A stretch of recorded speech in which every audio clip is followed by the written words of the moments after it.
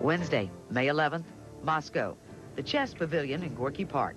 The wreckage of the U-2 on public display. Powers flight suit, survival equipment, photographs. Khrushchev takes reporters on a tour of the American lie. He is having a nice day. It's time for the president to talk. He says the responsibility is his, and that is telling the truth. These activities have their own rules and methods of concealment, which seek to mislead and obscure. Now, on that, we were all very clear that the moment the president himself said something, no one entertained any idea of it being other than the meticulous and complete truth. Years later, another truth. He decided to stop lying, he said, when the lies stopped working. When I saw what a terrible mess this lie had made of the thing, but it was a lie, of course, I just said, well, now, look, here's the truth about the thing, and I did it, and that's that.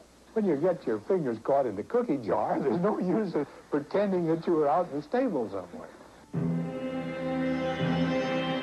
Sunday, May 15th, Orly Airport, Paris. Eisenhower, fingers fresh out of the cookie jar, has come to meet with Western leaders and Nikita Khrushchev. Maybe. Well, the president is here. He hopes that once Khrushchev has his say, as expected, exploits the spy plane incident in his own particular way, that the big four leaders can have some of those informal private talks somewhere along the line, the sort of thing that Mr. Eisenhower likes so much. Tuesday, May 17th. Eisenhower leaves. He, Macmillan, and de Gaulle have been waiting for hours, only to be informed that Khrushchev won't show up unless the president apologizes for spying on the Soviet Union. Eisenhower won't apologize for something he approved. The summit will end before it begins. Wednesday, May 18th, Palais de Chaillot, Paris.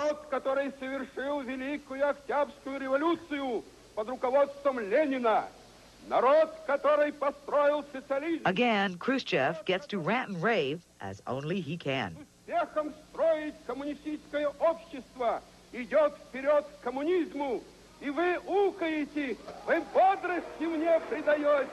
And feeling covered with glory by the whole wretched story. Across town, Eisenhower faces the truth of the consequences of the lies. There will be no summit, no promise of peace, no second chance, no glory. And that pretty much covers it. That whole affair soured the final months of Ike's presidency. In West Virginia, early that month of May, two hungry Democrats were eager to take up the challenge of being president. Come back to our world and the West Virginia primary of 1960.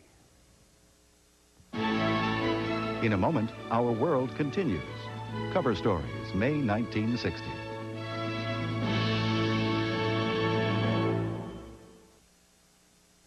Welcome back to the 10th of May, 1960, primary day in West Virginia.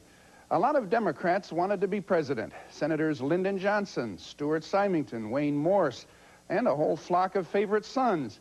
But they were waiting for lightning to strike. Senators Hubert Humphrey and John Kennedy slugged it out in the primaries. Kennedy had been landing the most punches, but he still had not proved that a Catholic could be elected president. In West Virginia, 95% Protestant, with its coal miners and its poverty, JFK would be severely tested here. And here, Hubert Humphrey would make his final stand. Humphrey was an old-fashioned New Deal Democrat, and these were his people.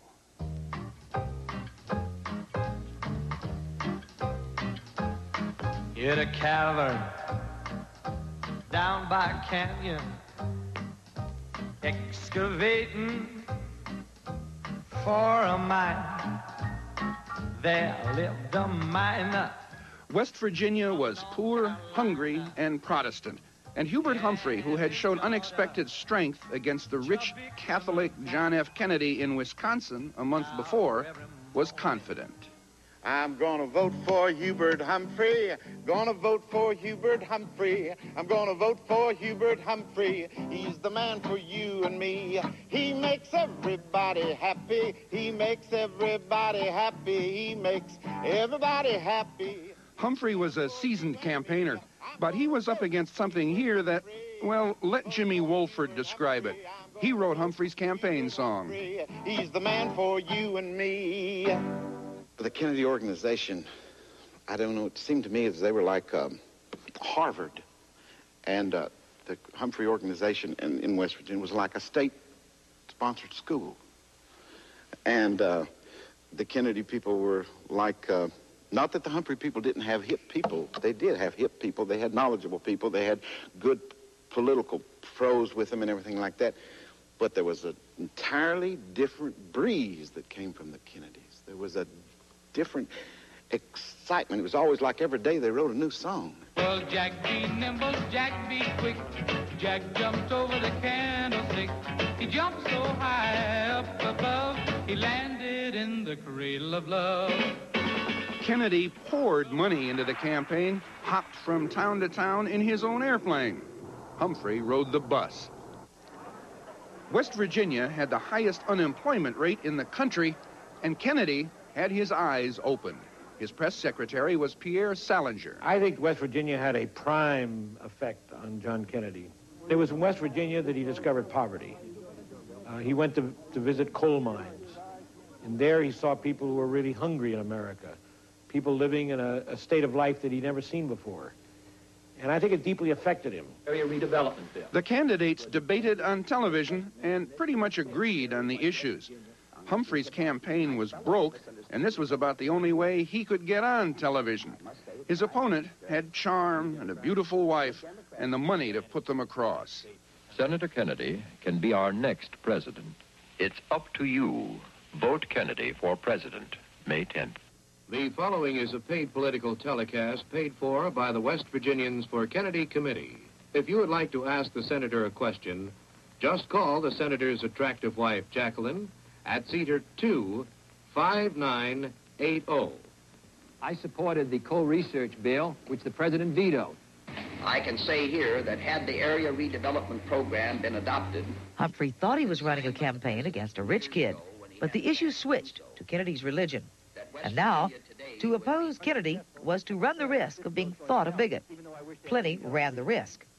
You would be divided between two loyalties to your church and to your state if you were to be elected president. The question is whether I think that if I were elected president... Kennedy realized this was a crucial time. No Catholic had ever been elected president. And it wasn't going to happen in 1960 if he couldn't get by the religion thing. He had to get them to accept or ignore his religion.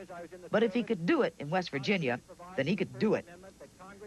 Kennedy's advisor, Ted Sorensen. Kennedy decided to confront the religious issue directly in a speech to the American Society of Newspaper Editors that was delivered in Washington at the time of the West Virginia campaign.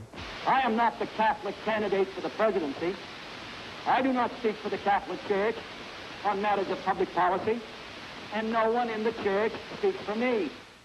He decided to confront it directly in call-in television and radio shows in which he appeared inside of West Virginia. As a Catholic, wouldn't the Pope or the bishop or priest be telling you what to do if you became president? Certainly not. No, the Pope, nor any bishop, nor any priest would attempt to tell me what to do in my public office, and if they did, I would have to say to him that I am going to maintain my oath of office. Humphrey tried to avoid the religious question, but it didn't work out that way. I'll never forget it as long as I live. A black lady, she was talking to Senator Humphrey, and they were into the civil rights thing, you know. And she was telling him what a wonderful man he was and everything. And he said, well, you know, I'm doing what I feel I have to do.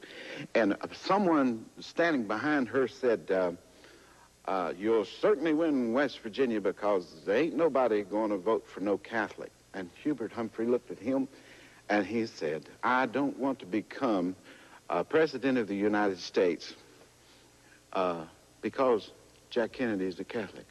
And he pointed at him and he said, and I don't want your vote if you're voting for me because Jack Kennedy's a Catholic. Still, it began to look like Humphrey would have the votes of more than one person in West Virginia who wasn't going to vote for no Catholic. Humphrey looked like the winner, Kennedy's own polls, and his campaign director, Larry O'Brien, said so.